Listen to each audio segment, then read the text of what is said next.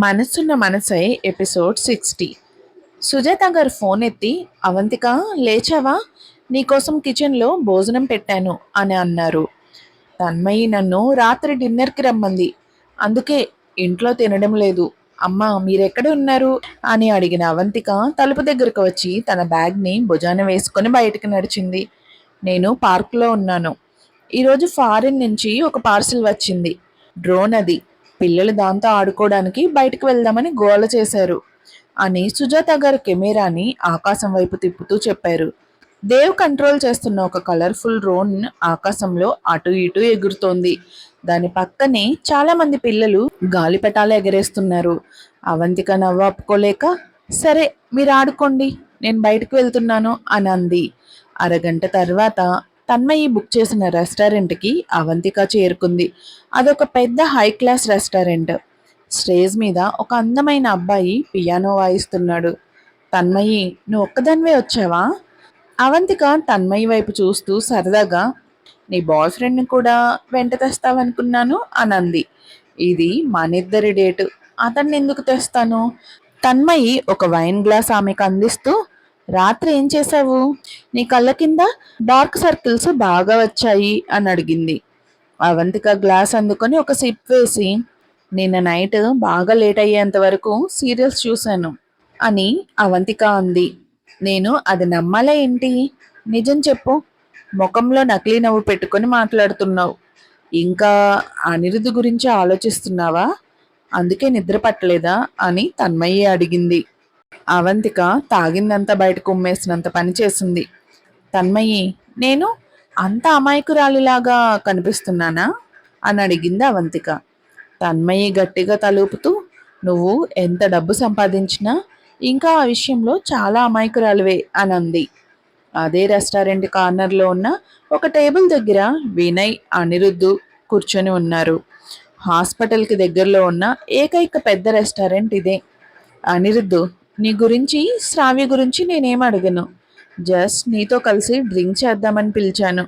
సరే కానీ నీ దగ్గర పనిచేస్తున్న డాక్టర్ పూజ నిజంగానే అంత గ్రేట్ డాక్టరా అని వినయ్ అన్నాడు. అనిరుద్ధు డ్రింక్ గ్లాస్ తీసుకొని ఒక సిప్ చేసి, ఆమె శ్రావ్యకి ఆపరేషన్ చేసింది, కానీ శ్రావ్యకి ఇంకా స్పృహ రాలేదు అని అన్నాడు. ఓహో, ఒకవేళ ఇది సక్సెస్ అయితే ఆమెకి ఎంత డబ్బు ఇవ్వబోతున్నావు? వినయ్ కనుబొమ్మలు ఎగరేస్తూ ఇంట్రెస్ట్గా అడిగాడు. ఆమె ఎంత అడిగితే అంత ఇస్తాను అని బదులిచ్చాడు అనిరుద్ధ్. ఒకవేళ ఆమెకి డబ్బు కాకుండా నువ్వు కావాలని కోరుకుంటే? నీ మనసు శ్రావ్య దగ్గరుందని అవంతిక తట్టుకోలేకపోయింది. కానీ కొంతమంది ఆడవాళ్లకు అలాంటివేం పట్టవు. ఉదాహరణకి శృతి.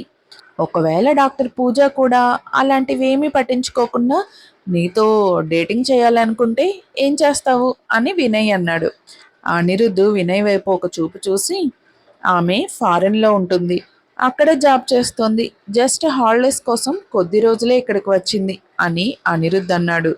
నువ్వు ఆమెను పెళ్లి చేసుకోవడానికి రెడీగా ఉంటే ఆమె విదేశాల్లో ఉండడం, ఉద్యోగం చేయడం పూర్తిగా వదిలేస్తోంది అని వినయ్ అన్నాడు. ఆడవాళ్ళని అట్రాక్ట్ చేసే గుణం నీలో చాలా ఎక్కువ అని వినయ్ ముగించాడు. డాక్టర్ పూజ అలాంటి మనిషి కాదు, అనిరుద్ధు గట్టిగా చెప్పాడు. వినయ్ తలూపి ఇక పూజ గురించి మాట్లాడలేదు.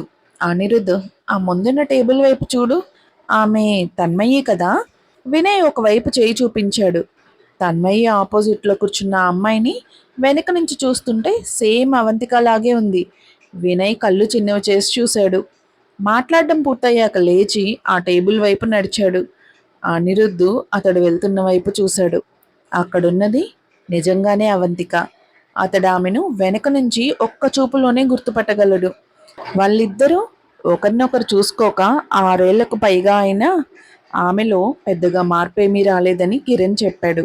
తన్మయి, నువ్వు జయంత్తో కలిసి రాలేదేంటి?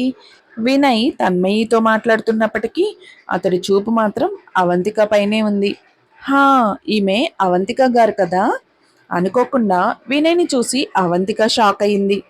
అవంతిక చేతిలోని గ్లాస్ వైపు చూసిన వినయ్ నిట్టూరుస్తూ, నువ్వు ఆ రోజుల్లో అసలు ఆల్కహాల్ తాగేదానివి కాదు, ఇప్పుడు తాగుతున్నావా? లక్కీగా అనిరుద్ధు నేను కూడా డ్రింక్ చేస్తున్నాం, పదండి అందరూ కలిసి తాగుదాం అని అన్నాడు. వినయ్ అవంతిక రిప్లై కోసం ఆగలేదు. అతడు తన టేబుల్ దగ్గరకు వెళ్ళి వైన్ 2 గ్లాసులు తీసుకువచ్చాడు. ఆ తర్వాత అనిరుద్ధుని కూడా లాక్కొచ్చాడు. అవంతిక కాసేపు షాక్తో మాట్లాడకుండా కూర్చుండిపోయింది. తన్మయి నుదురు ముడేసి అసంతృప్తిగా, నేను నా బెస్ట్ ఫ్రెండ్తో కలిసి డిన్నర్ చేస్తున్నాను, మధ్యలో వచ్చి కలవడానికి నీకేం పని అనంది. పోయినసారి నాతో డిన్నర్ చేసినప్పుడు నన్ను చాలా ప్రేమగా అన్నయ్య అని పిలిచావు, గుర్తులేదా ఏంటి అని వినయ్ ఆమెను ఆట పట్టించాడు. అనిరుద్ధు అవంతికలు ఒకప్పుడు భార్యాభర్తలు. విడాకులైనా సరే వాళ్ళు ఫ్రెండ్స్ లాగా ఉండలేరా ఏంటి? అవునా కాదా అవంతిక గారు? అవంతిక ఇబ్బందిగా తలగొక్కుంది. ఫ్రెండ్సా? ఆమె ఎంత తాగినా అనిరుద్ధుతో ఫ్రెండ్లా ఉండడం అసాధ్యం. అవంతిక, ఆ రోజు నిన్ను కలిసే విషయంలో నేను కావాలని లేట్ చేయలేదు. అనిరుద్ధ్ ఒక చేతిలో వైన్ గ్లాస్ పట్టుకొని మరో చేయి పాకెట్లో పెట్టుకొని ఆమె పక్కన నిలబడ్డాడు. అతడు తన లోతైన కళ్ళతో ఆమె వైపు చూస్తున్నాడు. చివరిసారి అతడు చూసినప్పటికీ ఇప్పటికీ ఆమెలో ఎలాంటి మార్పు లేదు. కాకపోతే ఇప్పుడు ఆమె మరింత అందంగా, మెచ్యూర్డ్గా కనిపిస్తోంది. నాకు మీరేమీ వివరణ ఇవ్వాల్సిన అవసరం లేదు, నాకేమీ కోపం లేదు అని అవంతిక చిరునవ్వుతో అతడి కళ్ళల్లోకి చూస్తూ అంది. నాకిప్పుడు కొంచెం పనుంది, నేను వెళ్ళాలి. ఆమె లేచి వెళ్ళబోయింది. కానీ అనిరుద్ధ్ ఆమె ముందు ఒక గట్టి గోడలా నిలబడి పక్కకు తప్పుకునే మూడ్లో ఉన్నట్లు కనిపించలేదు.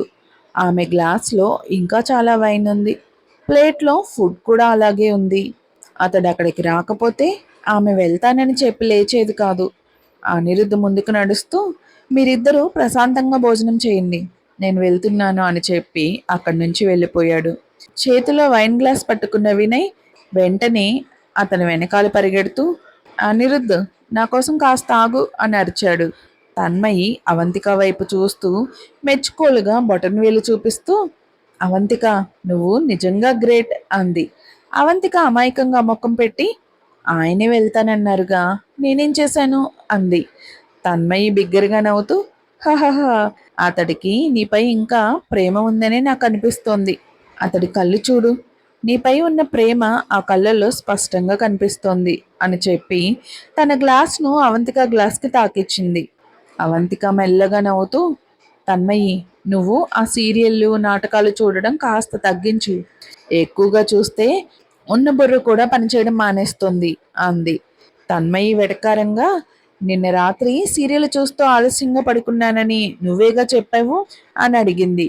అవంతిక వైన్ ఒక సిప్ చేసి ప్రశాంతంగా, నేను ప్రేమ సీరియల్ చూశానని చెప్పలేదు కదా, నేను నా జీవితాన్ని నా పద్ధతిలో జీవిస్తున్నాను, మగాళ్ళను ఈ ప్రేమలను నా సొంత వ్యక్తిత్వం కంటే ఎక్కువ స్థాయిలో ఎప్పటికీ ఉంచును అని చాలా స్థిరంగా అంది అవంతిక. తన్మయి ఆమె మాటలతో ఏకీభవిస్తూ, అవంతిక, నువ్వు చెప్పింది 100% నిజం. అనిరుద్ధి నిన్నెప్పుడు మొదటి ప్రాధాన్యతగా చూడలేదు అంది. అవంతిక నిట్టూరుస్తూ, ఇక అతడి గురించి మాట్లాడడం ఆపేయి, ఇక తిందాం. నేను కారులో వచ్చాను, వెళ్ళేటప్పుడు ఎవరైనా డ్రైవర్ని మాట్లాడాలి అంది. తన్మయి వెంటనే, బయట చాలామంది డ్రైవర్లు దొరుకుతారులే, కానీ అవంతిక, నాకు నీ కొత్త ఇల్లు చూడాలని ఉంది, నన్ను ఎందుకు రానివ్వడం లేదు? నేను ఇప్పటి వరకు నీ కొత్త ఇల్లు చూడనే లేదు అంది. అవంతిక శ్రీ సాయి సువర్ణ విలాస్లో ఉంటుందని తన్మయ్యకి తెలుసు, కానీ అక్కడ ఏ విల్లా ఆమెదో తెలుసుకోలేకపోయింది. అవంతిక ఇబ్బందిగా నవ్వుతూ, వైన్ తాగుతూ, ఏదో ఒక రోజు తీసుకెళ్తానులే, ప్రస్తుతం నా ఇల్లంతా కాస్త గందరగోళంగా ఉంది అంది. తన్మయ్య ఆశ్చర్యంగా, మీ అమ్మగారు కూడా నీతోనే ఉంటున్నారుగా, ఇల్లు అంత గందరగోళంగా ఎలా ఉంటుంది అని అడిగింది. అవంతిక సమాధానం చెప్పలేక, అది వచ్చి అంటూ ఏదో ఒక సాకు వెతకడానికి ప్రయత్నించింది. సరిగ్గా అదే సమయానికి అనిరుద్ధ్ ఫోన్ మాట్లాడుతూ రెస్టారెంట్ ఎగ్జిట్ వైపు వెళ్ళడం కనిపించింది. తన్మయి వెళ్తున్న అతడి వైపు చూస్తూ, అవంతిక, అనిరుద్ధ్ వెళ్ళిపోతున్నాడు చూడు అంది. అవంతిక తల తిప్పి చూసింది. అనిరుద్ధ్ చాలా కంగారుగా అక్కడి నుంచి వెళ్తున్నాడు. ఆయన అంత కంగారుగా వెళ్తున్నాడంటే శ్రావ్యకి ఏమైనా స్పృహ వచ్చిందా అని అవంతిక మనసులోనే అనుకుంది. అవంతిక అనుకున్నట్లే శ్రావ్యకి నిజంగానే స్పృహ వచ్చింది. పూజ వెంటనే అనిరుద్ధ్కి కాల్ చేసి త్వరగా హాస్పిటల్కి రమ్మని చెప్పింది. ఐసీయూలో ఉన్న శ్రావ్య కళ్ళు తెరిచింది. ఆమె తన చుట్టూ ఉన్న ఆ అపరిచితమైన గదిని, కొత్త మనుషులను చూసి కళ్ళల్లో ప్రశాంతత లేకుండా కాస్త భయంగా చూసింది. పూజ శ్రావ్య దగ్గరకు వెళ్ళి, శ్రావ్య, నేను నీ డాక్టర్ని. నా పేరు పూజ అంది. తనకు ఆపరేషన్ చేసిన తనే అని శ్రావ్య మనసులో బలంగా నాటాలని పూజ ప్రయత్నించింది. ప్రస్తుతం శ్రావ్య మనసులో ఏముందో, ఈ ఆపరేషన్ వల్ల ఆమె ఆలోచనల్లో ఎలాంటి మార్పులు వచ్చాయో పూజ ఊహించలేకపోతోంది. శ్రావ్య పూజ వైపు ఏమీ అర్థం కానట్లు ఖాళీ చూపులతో చూసింది. ఆ ముఖం శ్రావ్యకి చాలా కొత్తగా అనిపించింది. పూజ ప్రేమగా ఆమె చేయి పట్టుకోగానే శ్రావ్య భయంతో తన చెయ్యి వెనక్కి లాక్కుంది. కొద్దిసేపటికే అనిరుద్ధు హుటాహుటిన హాస్పిటల్కు చేరుకున్నాడు. అతన్ని చూడగానే శ్రావ్య భయపడుతున్న గుండె కాస్త ప్రశాంతపడింది. ఆమె వెంటనే అనిరుద్ధ్ వైపు చేయి చాచింది. అనిరుద్ధ్ వేగంగా ఆమె బెడ్ దగ్గరకు వెళ్ళి ఆమె సున్నితమైన చేతిని పట్టుకున్నాడు. ఆమె కళ్ళల్లో ఉన్న భయాన్ని గమనించిన అనిరుద్ధ్ పూజతో, డాక్టర్ పూజ, ఆమె కొత్త వారితో ఉంటే ఇబ్బంది పడుతోంది. దయచేసి మీరు బయట ఉంచండి, నేను ఆమెతో మాట్లాడతాను అని చెప్పాడు. పూజ తలాడించి సైలెంట్గా రూమ్ బయటకు వెళ్ళిపోయింది. వార్డు డోర్ మూతబడగానే అనిరుద్ధు శ్రావ్య దగ్గరగా జరిగి చాలా మృదువైన గొంతుతో, శ్రావ్య, నీకు తలనొప్పిగా ఉందా అని అడిగాడు. శ్రావ్య తలాడిస్తూ నాకేమైంది అని అడిగింది. అనిరుద్ధు చాలా ప్రేమగా, డాక్టర్ నీ బ్రెయిన్కి ఆపరేషన్ చేశారు. ప్రస్తుతానికి కాస్త నొప్పిగా ఉంటుంది, కానీ 2-3 రోజుల్లో తగ్గిపోతుంది. శ్రావ్య, నువ్వు స్కూల్ నుంచి బయటికి ఎలా వచ్చావు, నీకు గుర్తుందా అని అడిగాడు. శ్రావ్య మనసులో దేవ్ ముఖం మెరిసింది. శ్రావ్య నవ్వుతూ, నువ్వేగా నన్ను బయటకు తీసుకువెళ్ళావు అంది. శ్రావ్య దృష్టిలో దేవ్, అనిరుద్ధ్ ఇద్దరు ఒకేలా కనిపిస్తున్నారు. దాంతో దేవే అనిరుద్ధ్ అని భావించి అలా చెప్పింది. ఆ మాట వినగానే అనిరుద్ధ్ నుదురు ముడేశాడు. సర్జరీ ప్రభావం వల్ల ఆమె ఇంకా పూర్తిగా కోలుకోలేదా, అందుకే ఇలా మాట్లాడుతోందా అని ఆలోచించాడు. శ్రావ్య పూజ ముఖాన్ని గుర్తు చేసుకుంటూ నుదురు ముడిచి, ఇందాక ఉన్న వ్యక్తి ఎవరు, నాకు ఆమె అస్సలు తెలీదు అంది. అనిరుద్ధ్ శాంతంగా, ఆమె డాక్టర్ పూజ, నీకు ఆపరేషన్ చేసింది ఆమె అని చెప్పాడు. నాకు ఆమె తెలీదు, నేను ఆమెను ఎప్పుడూ చూడలేదు, నాకు ఆమె తెలీదు. శ్రావ్య తనకి పూజ అంటే ఇష్టం లేదని స్పష్టంగా చూపిస్తోంది. నువ్వు స్పృహ తప్పి పడిపోతే నిన్ను హాస్పిటల్లో తీసుకువచ్చి చేర్చారు, అందుకే నువ్వు ఆమెను ఇప్పటి వరకు చూడలేదు అని అనిరుద్ధ్ వివరించాడు. స్పృహ తప్పి పడిపోయానా, ఆమె ఆలోచించింది. శ్రావ్య ఏడుస్తూ లేదు లేదు అని అరిచింది. ఆమెకి గుర్తున్న చివరి జ్ఞాపకం అవంతిక ముఖమే. ఆమె జ్వరంతో మంచం మీద పడుకున్నప్పుడు అవంతిక ఆమెతో మాట్లాడింది. అప్పుడు అవంతిక ఏమి మాట్లాడిందో ఆమెకి సరిగ్గా గుర్తులేదు. కానీ అవంతిక ప్రశాంతమైన కళ్ళు, ఆమె మృదువైన గొంతు మాత్రం శ్రావ్యకి కాస్త గుర్తున్నాయి. అవి ఆమెకి ఎంతో ఊరటనిచ్చాయి. ఆమె హఠాత్తుగా భావోద్వేగానికి గురి కావడంతో తల విపరీతంగా నొప్పి పెట్టి కళ్ళ వెంట నీళ్లు కారాయి. తల పగిలిపోతున్నంత బాధగా అనిపించింది. శ్రావ్య, నొప్పిగా ఉందా, కళ్ళు మూసుకొని ఏమీ ఆలోచించుకో, నిద్రపో, నిద్రపోతే నొప్పి తగ్గుతుంది. అనిరుద్ధు టిష్యూతో ఆమె కళ్ళ నీళ్లు తుడిచి భుజం తడుతూ ఆమెను నిద్రపుచ్చడానికి ప్రయత్నించాడు. ఆమెకి ఇప్పుడే బ్రెయిన్ సర్జరీ అయింది కాబట్టి ఇంకా రెస్ట్ అవసరం. ఆమెను నిద్రపుచ్చిన తర్వాత అనిరుద్ధ వార్డు బయటకు వచ్చాడు. పూజ వెంటనే ముందుకు వచ్చి ఆమె ఎలా ఉంది అని అడిగింది. అనిరుద్ధ ముఖంలో నవ్వు, అతడి గొంతులో ఉత్సాహం స్పష్టంగా కనిపించాయి. ఆమె మునుపటి కంటే చాలా బాగా మాట్లాడుతోంది, చాలా తెలివిగా కూడా కనిపిస్తుంది. డాక్టర్ పూజ గారు, ఆపరేషన్ సక్సెస్ అయింది. పూజ అమ్మయ్యా అని ఊపిరి పీల్చుకుంది. చాలా సంతోషం. ఆపరేషన్ వల్ల ఫలితం ఉండదేమో, లేదా మీరు అనుకున్నంతగా కోలుకోదేమో అని భయపడ్డాను అంది పూజ.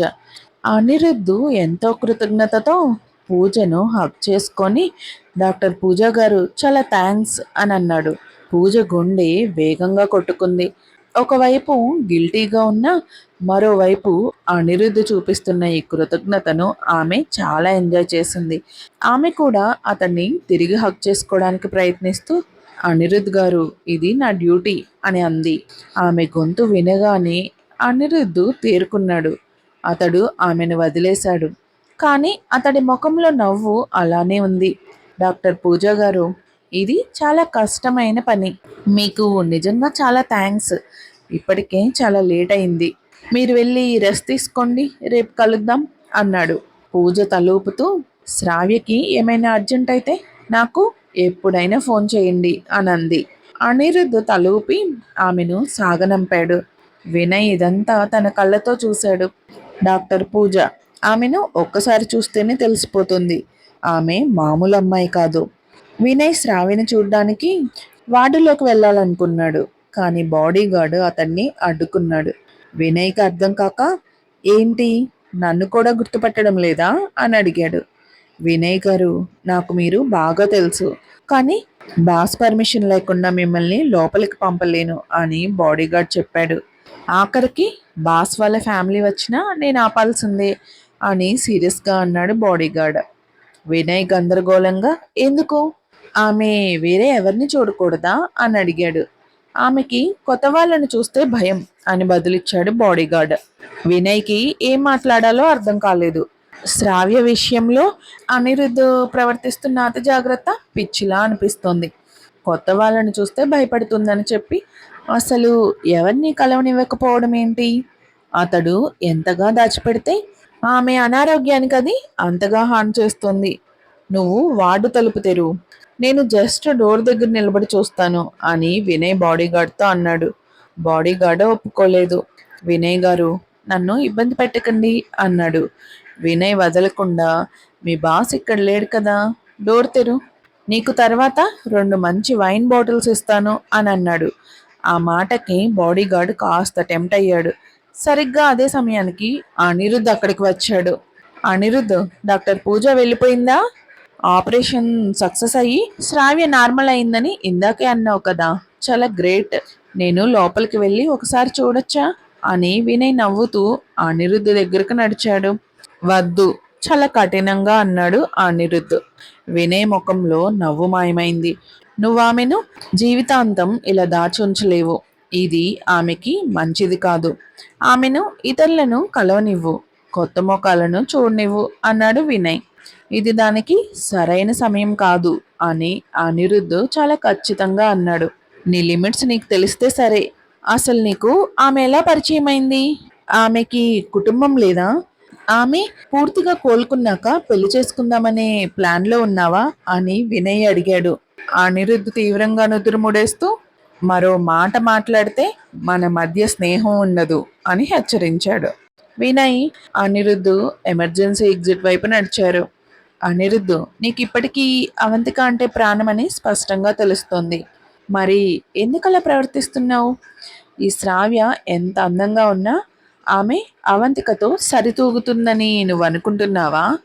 వినయ్ అతడికి నిజం గుర్తు చేయాలని చూశాడు. శ్రావ్య కంటే నాకు వేరెవరూ ముఖ్యం కాదు. అనిరుద్ధ్ గట్టిగా అరిచాడు.